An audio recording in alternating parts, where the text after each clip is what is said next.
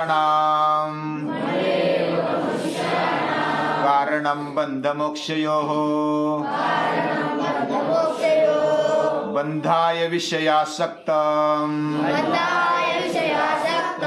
मुक्त्यै निर्विषयं स्मृताम् मुक्त्यैर्निर्विषयं स्मृताम्।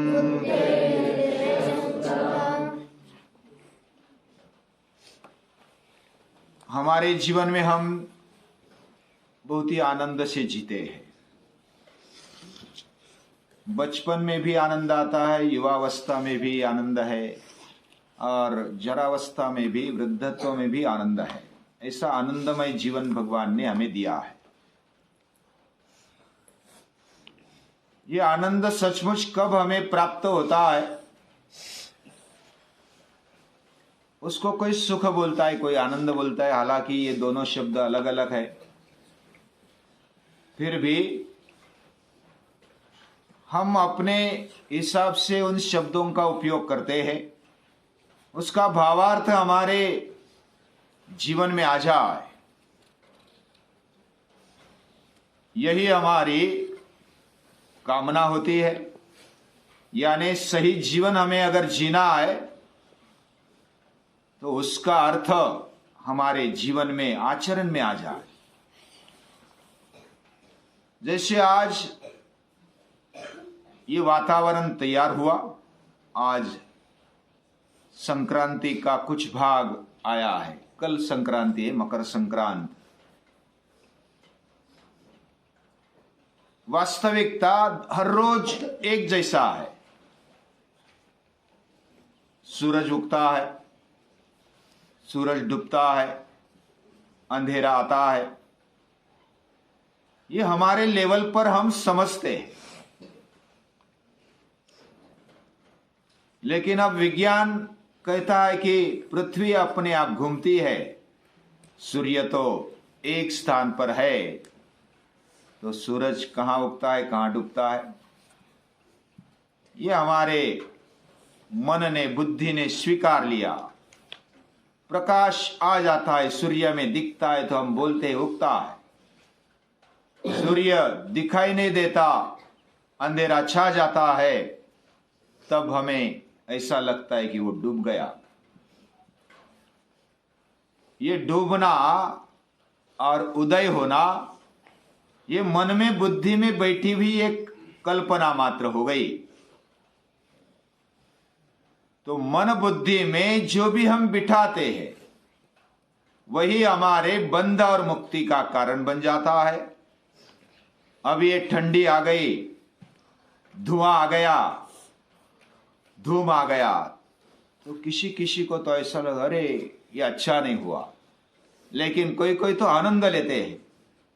स्वर्ग जैसा वातावरण बन गया। ये मन की तो कल्पना है। मन हमारा चंगा है तो कठौती में गंगा, ऐसे संत रविदास कहते हैं। मन चंगा है तो कठौती यानी जो बर्तन चप्पल रांधने के लिए जो बचा हुआ पानी है वो भी गंगा बन जाता है। हमारी दृष्टि कैसी है, मन से हम क्या विचार करते हैं, क्या मनन करते हैं, क्या कल्पना करते हैं। मन वैसा संकल्प और विकल्प लेने वाला है। संकल्प विकल्पात्मक मना। जो भी कल्पना, जो भी संकल्पना हम मन में पकड़ते हैं, वैसा हमारा जीवन बन जाता है। और हम मन को अगर ऐसा मनाते कि ये दुखमय है तो दुखमय जीवन बन जाता है, और सुखमय है तो सुखमय जीवन बन जाता है। अनुकूलतया वेदनीयम सुखम, प्रतिकूलतया वेदनीयम दुखम। दुख क्या है? जो मन को प्रतिकूल लगा, अच्छा नहीं लगा, वो दुख हो गया। पानी दुख लगता है किसी किसी को, जिसको तैरना नहीं आता उसको दुख लगता है, अरे पानी में डूब जाएंगे। जिसको तैरना आता है तो वो तो बस मजा करता, उसको ऐसा लगता है कि बस पानी में पड़ा रहो, मजा करो, तैरो। ऐसा मन जो भी सोचता है और हम जीवन में लाते हैं तो वो हो जाता है। मन एव मनुष्यानाम कारणम बंध मोक्षयोः। हम हर एक स्थिति को कैसे लेते हैं, इससे हमारा जीवन बनता है, वैसा ही बनता है। इसलिए मन पर ज्यादा मेहनत करनी चाहिए, यही शिक्षण का काम है, ऐसा स्वामी विवेकानंद बोलते हैं। मन की एकाग्रता जिसको आ गई, मन पर पूरा कंट्रोल जिसको आ गया, ततः परमावश्यतेन्द्रिया नाम, योग सूत्र में कहा गया, दूसरे पाद में लास्ट वाला सूत्र,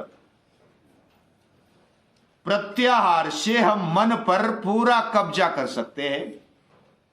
परम अवश्यता यानी श्रेष्ठ ऐसा नियंत्रण मन पर जिसका आ गया, उसका शिक्षण हो गया समझो। लेकिन मन पर कंट्रोल लाना इतना सहज बात नहीं है।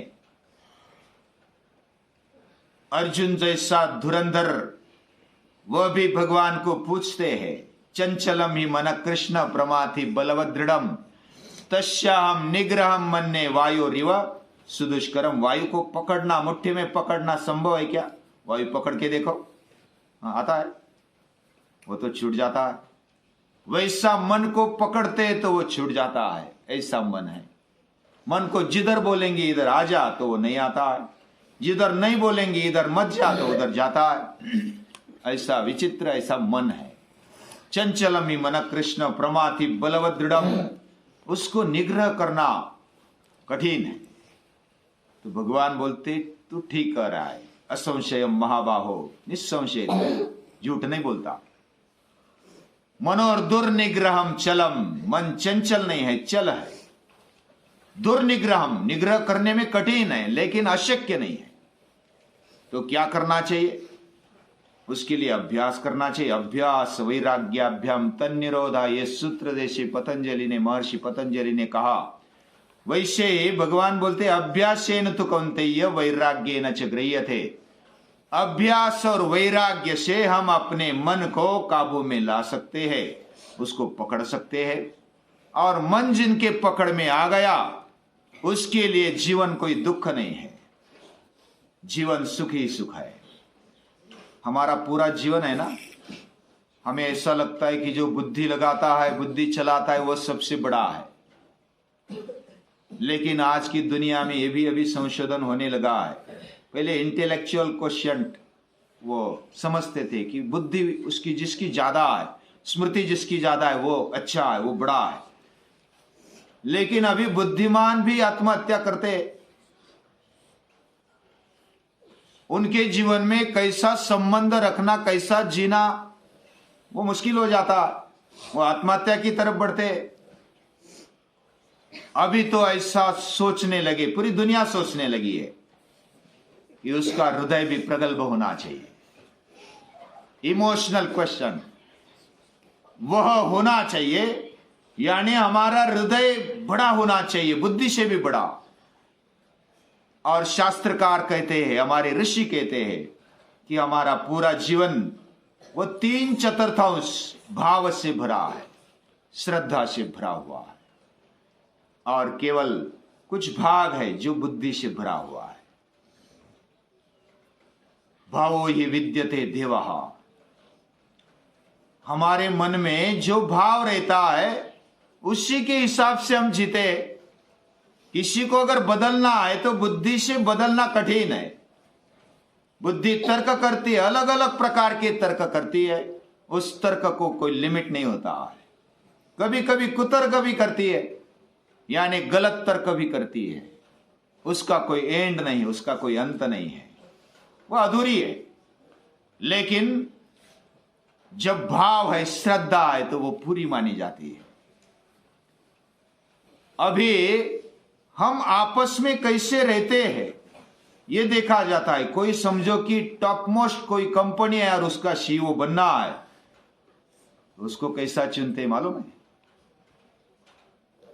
उसको समस्या दी जाती है, बहुत सारे लोगों में उसको अटकाया जाता है, और उस परिस्थिति में वह कैसा अपना जीवन जीता है, कैसे उसमें से मार्ग निकालता है, उसका हृदय कितना व्यापक है, बाकी लोगों को कैसे संभालता है,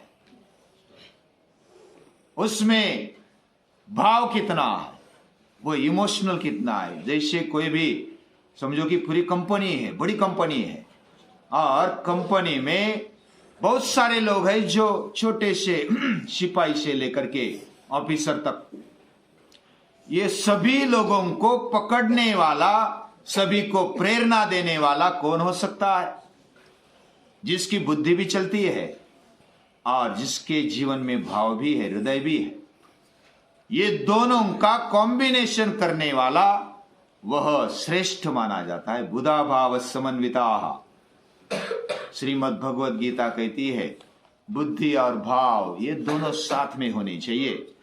किंबहुना भाव ज्यादा है, भाव से ही आदमी बदल सकता है। ये पूजनीय दादाजी कहते हैं व्यास विचार में, ईशावास्योपनिषद, पूजनीय दादाजी ने जो प्रवचन दिए वो पढ़कर देखो। उसमें दादाजी का पूरा जीवन ये भक्ति से भरा हुआ है, भाव से भरा हुआ है। अलग अलग नाम दिए, भाव सौरभ है, भाव निजर है, योगेश्वर भाव कृषि है, भाव संपर्क है, भाव फेरी है। अलग अलग भाव से भरा हुआ पूरा प्रयोग पूजनीय दादाजी ने दिया है। और हमारे जीवन में भाव ही भाव भरा हुआ है। कोई कोई तो भाव शब्द सुनने पर उनको बाजार भाव ध्यान में आता है, उनके दिमाग में वही बटाटे, भाव क्या है, नीचे आया ऊपर गया, हाँ, ऐसे उनके दिमाग में वही भाव बने रहता है। लेकिन वो भाव नहीं है brotherhood under the fatherhood of God, यानी भगवान हमारा पिता है और हम सब उसकी संतान है। ये भाव हमारे जीवन में हो और मन अगर हम उस भाव में गढ़ा देते हैं तो हमारा जीवन बहुत ही बढ़िया बनता है। उसमें कोई दुख नहीं रहेगा, कोई यातना या तो समस्या नहीं रहेगी। समस्या आती भी है, दुख आता भी है, तो उसको झेलने की ताकत इस भाव में है। वो भाव भाबड़ेपन मराठी में बोलते हैं, यानी भाव में बह गए ऐसा जीवन नहीं होना चाहिए। इसलिए बुधा भाव समन्विता, ऐसे हमारे शास्त्रकार कहते हैं कि भाव होना चाहिए, वह शुद्ध भाव होना चाहिए, वह अशुद्ध भाव नहीं होना चाहिए, अंधश्रद्धा नहीं होनी चाहिए। जब हम बुद्धि से उठाते हैं, इस वृक्षों में, इस सृष्टि में भगवान बसे हुए हैं, हर एक व्यक्ति में भगवान रहते हैं। ये भाव से, बुद्धि से उठाकर हम जब स्वीकारते हैं, माता पिता को पूरी समझदारी के साथ उठाते हैं, उनके भाव हमारे जीवन में संभालते हैं, तो हमारा जीवन परिपूर्णता की ओर जाता है। और ये भाव हमारे जीवन में होना चाहिए। ये भाव रहता है मन में।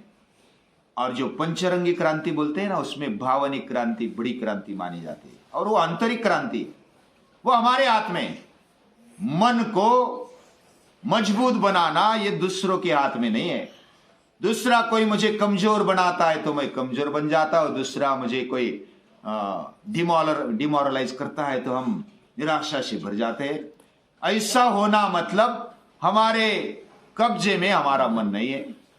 हम जो भी अनचाही बातें लेते हैं और उसको ही लेकर बैठते हैं।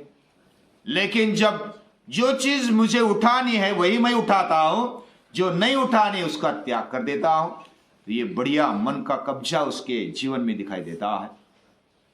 और ऐसा मन हमारे कंट्रोल में आ जाए, यह सच्चा शिक्षण है।